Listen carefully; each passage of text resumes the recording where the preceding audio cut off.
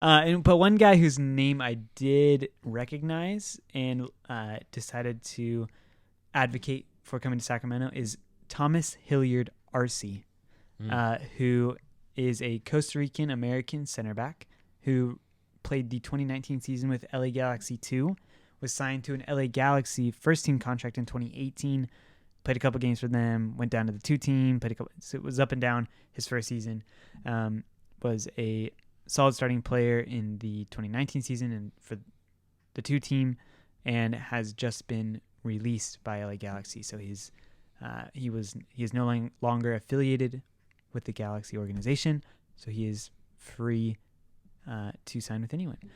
He's 24, and I am assuming he's looking for an ambitious USL club to join. He doesn't just want to, get kicked all night long in Oklahoma. He wants to play to win things. He is a former teammate of Drew Skundrick and Sam Warner. Played with them at Stanford. He won the NCAA tournament with them, I believe, 15, 16, and 17. Those 3 years. Those 3 years. Yeah, that sounds right. Because I remember him being a very highly rated, like top 10 pick for the LA Galaxy. Yeah. In I think 2007. I think the same year as Andrew Wheeler, I actually was drafted by Atlanta. Really? I think. I'm not 100%. Yeah. But I think that's right. Interesting. Yeah, and he is a good player. He actually has as many USL goals in 2019 as Carlton Belmar, which is interesting. 3. Trace. But you know what? A goal is a goal. And he's a center back. So that's interesting. He can add to the goal production side of things. He's a good player. Just maybe wasn't at the level that LA Galaxy wanted him to be. And one thing we can see from his time in MLS is his salary, which I just think is interesting. He was on $90,000 a year, and then I was looking on the MLS salary website, and there's a $90,000 guaranteed, and then 114 that were compensation or I wasn't sure if those were performance bonuses or just so per diem is factored into that or something. No. Like that.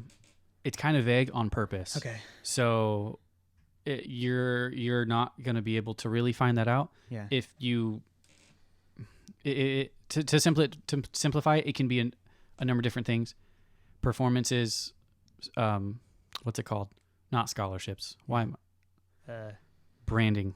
So he appears for yeah, I know what you're you're pictures. He'll be in an Adidas commercial. Yeah. He what's doesn't that called? work Sponsorships, I guess. Sponsorship. Marketing deals. Kind of so companies that will contract with the league.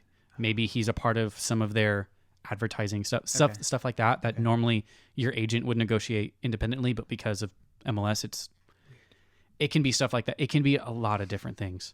Okay. Yeah. Okay. So the only reason I bring up salary is because Emma Clementa, a player we all know and love, and who we really value, we think he's an excellent player, was only on $67,000 a year with the LA Galaxy. So this guy was making significantly more than Clementa, indicating that LA Galaxy thought more of his looked attributes. at as a higher ceiling. He's a greater asset. Yeah, so, and again, that even gets a little bit hairy because to get these guys out of college, you kind of have to pay them a bit more. If you hear of a thing called a Generation Adidas contract, that's what that incentive is to pay guys probably more than they're worth, but to get them out of college to play professional soccer. So they'll be on, if you're a top 5 pick, you're making 110 or 115,000 when really you're not going to play that much. So anyway, I just thought it was interesting just because we were able to look at salaries, which are not able to for a lot of these players. But pay attention. This is kind of a side note, but pay attention to the developments with the USL Players Association, because I believe that's something that they're working on, making contracts and salaries public. And just really quickly on him, if you go back and watch LA Galaxy 2 games from this past year, you're going to see him out on straight islands because the Galaxy general manager is Dutch. So it's a 4-3-3 and they throw numbers forward and it's possession and, movement and all this kind of stuff. And it leaves your center backs out to hang. Yeah. So on counterattacks, which happened a lot this year, because especially for LA Galaxy too, because they're playing with legit high schoolers, right? They're super talented high schoolers, right? But they would lose possession. So then Tomas Hillard Arce and whoever the other center back were just left basically to put out fires. Yeah. So if you like, oh man, this guy sucks. No, actually, if you look at his passing, it's pretty good. Yeah. He will land somewhere. This would be a great spot for him to land at. It would. Because he's that kind of bridge in between a Matt Mahoney level player. That's, he's better than Matt Mahoney, but he's not as experienced as Declan Keenan. He's that kind of bridge. He's like when Todd Donovan comes out and he says, we want to be successful and develop players.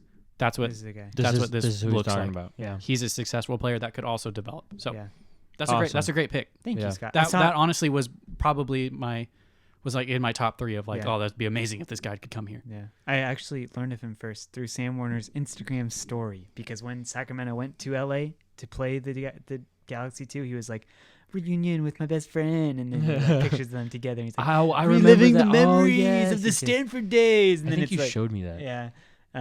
So I was like, he plays for Stanford, so he's going to get signed face. because apparently everyone that plays for Stanford has a home in Sacramento.